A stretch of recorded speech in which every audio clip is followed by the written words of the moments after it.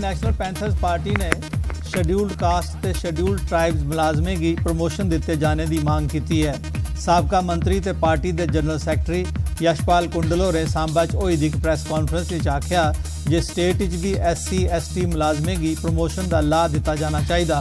उन्हें गवर्नर होरें की यह भी अपील की जे रियासत आर्थिक तौर पर कमज़ोर लोगों की केंद्र सरकार आसिया घोषित 10% रिजर्वेशन का लाह दिता जा।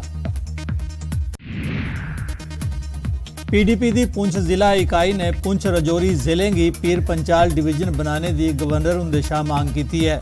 पुंछ होई दी एक प्रैस कॉन्फ्रेंस पार्टी के जिला प्रधान शमीम अहमद डार ते दूए अहदेदारें चेतावनी दी जेकर यह मांग पूरी नहीं की गई तो लोग सड़कों पर आने की मजबूर होंगन।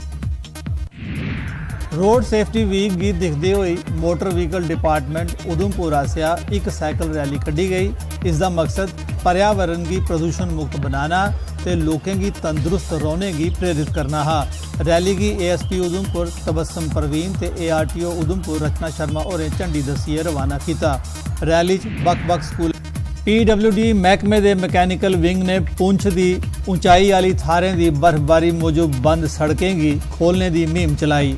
विंग दे AEE कमल ज्योति शर्मा होरें बर्फ साफ करने की मुहिम की निगरानी की।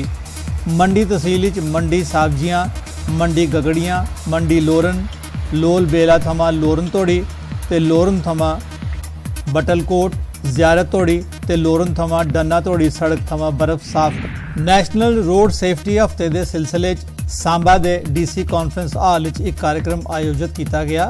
कार्यक्रम में बख-बख सरकारी ते प्राइवेट स्कूलों के छात्रों की ट्रैफिक रूल्स बारे दसाया गया। इस मौके डिबेट चित्रकारी मुकाबले शैल कारकर्दगी करने वाले छात्रों की सम्मानित किया गया।